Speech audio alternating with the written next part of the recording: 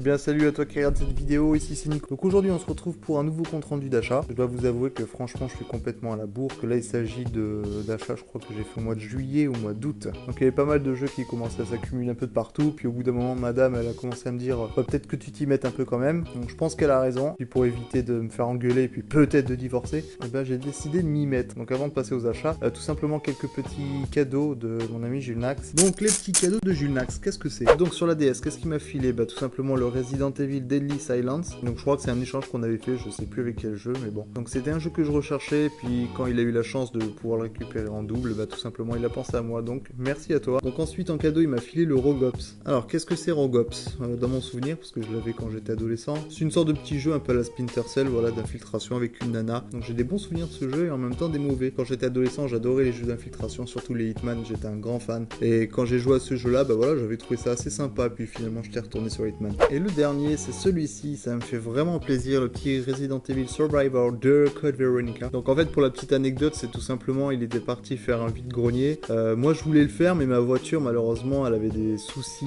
des petits soucis de santé. Et il pensait lui que je voulais pas en faire, du coup il y allait sans moi, espèce de gros traître. Et du coup après quand je lui ai dit ah bah du coup c'est cool si tu y allais, moi j'ai pas pu etc. Il m'a dit bah écoute choisis un jeu parmi ceux que j'ai récupéré, puis il y avait celui-là. Donc il me l'a filé, c'est sympa. Donc voilà le jeu que j'ai pu avoir sur un groupe Facebook à l'échange. Donc il s'agit d'Evolution, un petit RPG qui est vraiment magnifique sur la Dreamcast. Il est complet, le CD n'a quasiment aucune rayure, la notice est en super bêta. Donc je languis un peu de le tester celui-ci quand j'aurai terminé les autres bien sûr que je suis en train de faire. Donc on va directement passer à des achats que j'ai fait pendant les vacances. Donc avec madame on a fait un immense road trip, on a visité je crois 6 ou 7 pays. Et donc quand j'en avais la possibilité, j'en ai profité tout simplement pour voir un peu ce qui se faisait en jeu vidéo à l'étranger. Donc voilà à quoi ressemblent un peu les achats. Donc il y a beaucoup de petits titres, voilà, que j'ai pris par curiosité. Alors le premier je le connaissais sur Game Boy, tout simplement c'est Toshiden, donc c'est une sorte de petit jeu de combat qui est assez sympa. Je l'ai refait dernièrement, enfin refait pas à 100% mais je l'ai continué. C'est assez sympa, ça a pas trop mal vieilli encore celui-là, Toshiden. Hein. Donc celui-là c'est vraiment par curiosité que je l'ai pris.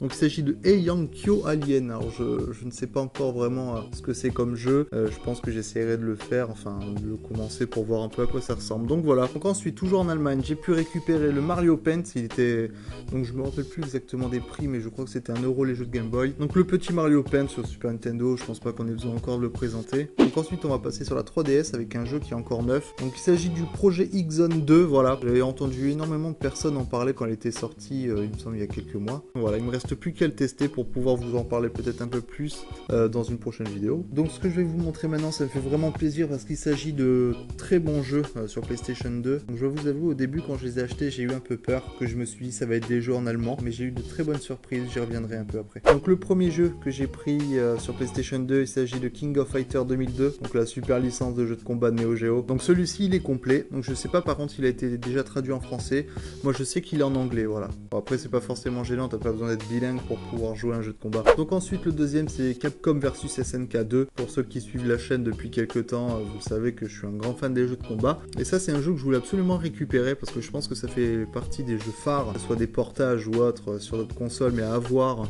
dans sa collection. Et celui-ci pareil il est en anglais, donc je sais pas s'il a été traduit déjà en français. Donc ceux qui ont déjà ce jeu, dites-moi dans les commentaires tout simplement si vous il est en français. Bah moi il est en anglais, mais encore une fois c'est du combat, je m'en fiche un peu. Donc ensuite le dernier Dragon Ball qui me manquait donc sur PlayStation 2, donc il s'agit tout simplement du Infinite World. Donc celui-là je l'ai pas trouvé par contre extraordinaire, on l'a testé vite fait avec Jules Nax. J'ai pas pris une grosse claque comme les Budokai Tenkaichi etc. Donc là on va attaquer directement les bonnes surprises avec le petit Ark, donc un petit RPG qu'on m'avait prêté quand j'étais plus jeune et que j'avais bien accroché. Et en plus il est en français, donc en fait je l'ai acheté dans un magasin indépendant, voilà, en Allemagne, et tout est écrit en allemand derrière en fait tout simplement, donc, parce qu'il me semble que le prix était raisonnable, c'était 5 ou 6 € pas plus. Et la bonne surprise c'est quand je l'ai mis dans ma console en rentrant, et ben il était en français. Voilà un nouveau RPG que je rentre dans la collection PlayStation 2. Donc le gars en fait dans ce magasin il vendait pas mal de bonnes licences sur PlayStation 2. J'ai pu trouver une licence que je cherchais vraiment par curiosité. Donc il s'agit de la licence des Shadow Hearts. Donc c'est une trilogie, si je dis pas de grosses conneries, c'est une trilogie. Donc des petits RPG avec un côté un peu sombre, pas Survival Horror mais voilà avec un petit côté un peu sombre quand même. Donc celui-ci c'est le Covenant, ça c'est le deuxième. Donc j'ai pas eu la chance de récupérer le premier qui est encore plus compliqué à trouver. Et il est en français, donc gros coup de chance encore une fois, que derrière c'est écrit en allemand tout simplement, et quand je l'ai passé dans la console, bah, c'était du français. Il n'y avait même pas de choix de langage, hein, c'était du français. Alors peut-être qu'il a jamais été traduit en allemand tout simplement, et que c'était soit français soit anglais. Je ne sais pas du tout, mais en tout cas je suis bien content et je vais pas chercher à comprendre. Et donc le dernier jeu que j'ai récupéré, donc c'est le Shadow Earth from the New World. Donc ça c'est le troisième de la trilogie, par contre celui-là n'a jamais été traduit, il me semble qu'il n'a jamais été traduit en français. Donc voilà, par contre, d'après ce que j'ai pu comprendre un peu sur internet, celui-ci est beaucoup moins bien que les autres, parce que tout simplement, il n'y a pas tous les mêmes personnages. Donc voilà, il y a eu beaucoup de déceptions sur ce titre, enfin, d'après ce que j'ai compris. Après, peut-être que si je récupère le premier, je pourrais vraiment approfondir un peu les recherches, on va dire, et voir un peu à quoi ressemble effectivement ce dernier jeu. Donc voilà, en gros, ce que j'ai pu récupérer pendant ce petit tour d'Europe. Je ferai peut-être une vidéo pour vous expliquer un peu ce qui s'est passé pendant ce mois-ci, parce que ça a été vraiment un super séjour. En attendant, je vous fais un gros big up, j'espère que la vidéo vous aura plu. Encore une fois, j'ai créé une petite page Facebook, voilà, le petit collectionneur. Si vous voulez rejoindre, je mets souvent des petits jeux à l'échange, etc., des petits sondages, des petites conneries. Donc n'hésitez pas à rejoindre la famille, hein, tout simplement. Gros big up, à la prochaine.